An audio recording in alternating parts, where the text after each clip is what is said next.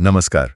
आज हम supreme court के एक हालिया और कह सकते हैं काफी पेचीदा मामले पे बात करने वाले हैं। जी, ये मामला तमिलनाडु के उस चर्चित कैश फॉर जॉब्स घोटाले से जुड़ा है और इसमें एक वकील साहब के हितों के टकराव मतलब कॉन्फ्लिक्ट ऑफ इंटरेस्ट और उनके पेशेवर आचरण पर गंभीर सवाल उठे। हाँ, और हमारे पास इस पर लाइव लॉ हिंदी का एक काफी डिटेल्ड लेख है, तो कोशिश यही रहेगी कि इस पूरे कानूनी मामले की जो मुख्य बातें हैं, जो इसमें मोड़ आए और इसका मतलब क्या निकलता है, उसे आसान शब्दों में समझें।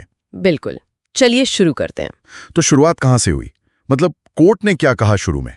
देखिए, शुरू में सुप्रीम कोर्ट ने वकील एन सुब्रमण्यम के खिलाफ प्रोफेशनल मिसकंडक्ट, जिसे प्रोफेशनल मिसकंडक्ट कहते हैं, उसके लिए कार्रवाई का निर्देश दे दिया था। और वजह क्या थी? वजह थोड़ी चौंकाने वाली थी। वो एक तरफ तो याचिकाकर्ता संगठन एंटी करप्शन मूवमेंट के वकील थे ओके। और दूसरी तरफ उसी घोटाले से जुड़े एक दूसरे केस में एक आरोपी के भी वकील थे।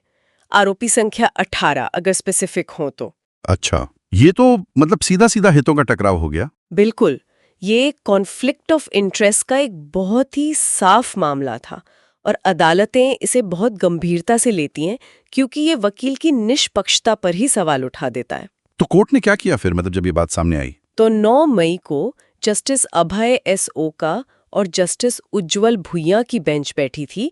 उन्होंने न सिर्फ उस संगठन की एसएलपी यानी स्पेशल लीव पिटिशन खारिज कर दी, बल्कि वकील साहब के इस आचरण को देखते हुए मामले को तमिलनाडु बार काउंसिल को भेजने का निर्देश दे दिया। ओह, बार काउंसिल को?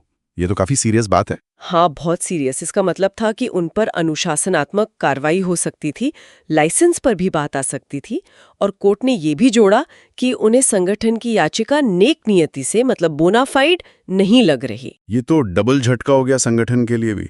तो फिर वकील साहब ने क्या किया? बार काउंसिल का डर तो बड़ा होता है। हाँ, बिल्कुल। तो वकील एन सुब्रमण्यम ने कोर्ट में एक हलफनामा मतलब एफिडेविट दायर किया। अच्छा, उसमें क्या कहा?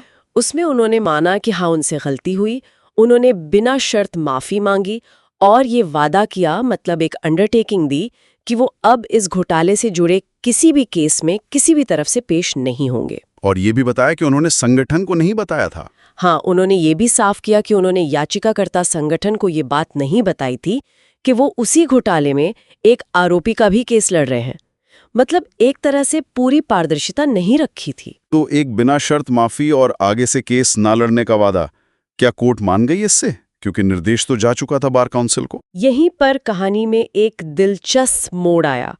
कोर्ट ने वकील साहब की माफी और उनके वचननामे को ध्यान में रखा और उन्होंने अपने 9 मई के आदेश का वो हिस्सा वापस ले लिया जिसमें मामले को कार्रवाई के लिए बार काउंसिल भेजने का निर्देश था। वाकई ये तो वकील साहब के लिए बहुत बड़ी राहत की बात हुई होगी। निश्चित रूप से। ये दिखाता है कि अगर आप ईमानदारी से गलती मान लें और सुधार का वादा करें तो अदालत कभी-कभी नरमी बरत सकती है। हालांकि ये हर केस में हो ऐसा जरूरी नहीं है। सही है। तो वकील साहब को तो राहत मिल गई, लेकिन वो जो संगठन था एंटी करप्शन मूवमेंट, उसका क्या हुआ? कोर्ट ने शुरू में उनकी नीयत पर भी तो सवाल उठाए थे। हाँ, और ये बहुत महत्वपूर्ण पॉइंट है।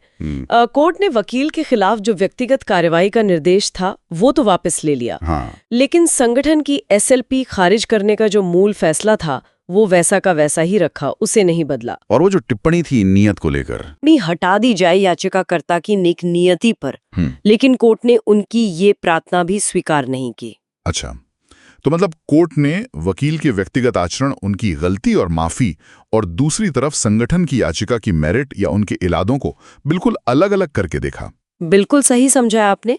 कोर्ट ने साफ कर दिया कि वकील की प्रक्रियात्मक गलती एक बात है जिसके लिए उन्हें माफी मिल गई, लेकिन संगठन की याचिका की योग्यता या उनके इरादों पर जो कोर्ट की राय बनी वो अलग है और वो कायम रहेगी। और शायद मद्रास हाईकोर्ट का फैसला भी दिमाग में रहा होगा। हाँ, ये भी याद रखना जरूरी है कि मद्रास हाईकोर्ट ने पहले ही इसी संगठन की याचिकाएं खारिज कर दी थीं। वो याचिकाएं चार्जशीट को क्लब करने के खिलाफ थीं, तो सुप्रीम कोर्ट में भी उन्हें राहत नहीं मिली। तो संक्षेप में कहें तो वकील साहब को माफीनामे के बाद राहत मिल गई, लेकिन संगठन की याचिका खारिज ही रही और उस पर कोर्ट की सख्त टिप्पणियां भी बनी रहीं। एकदम सही। तो इस पूरे मामले से हम क्या सीख सकते हैं? क्या निष्कर्ष निकलता है? देखिए, पहली बात तो साफ है कि कानूनी पेशे में हितों का टकराव कितना गंभीर मुद्दा माना जाता है। इसे हल्के में नहीं लिया जा सकता। दूसरी बात कि अगर गलती हो जाए तो ईमानदारी से उसे स्वीकार करना और माफी मांगना कभी-कभी आपको बचा सकता है, जैसे इस केस में वकील साहब के साथ हुआ। हाँ, लेकिन गारंटी नहीं है। बिल्कुल गारंटी नहीं है। और तीसरी और शायद सबसे अहम बात कि कोर्ट ने वकील के व्यक्तिगत आचरण और केस के मूल तथ्यों या याचिकाकर्ता के इरादों के बीच कैसे स्पष्ट रूप से फर्क किया।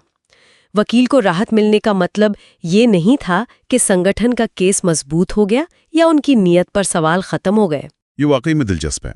कैसे एक वकील की, मान लीजिए, अनजाने में हुई गलती ने, जैसा उन्होंने दावा किया, पूरे संगठन की मुहिम पर एक तरह का सवालिया निशान लगा दिया।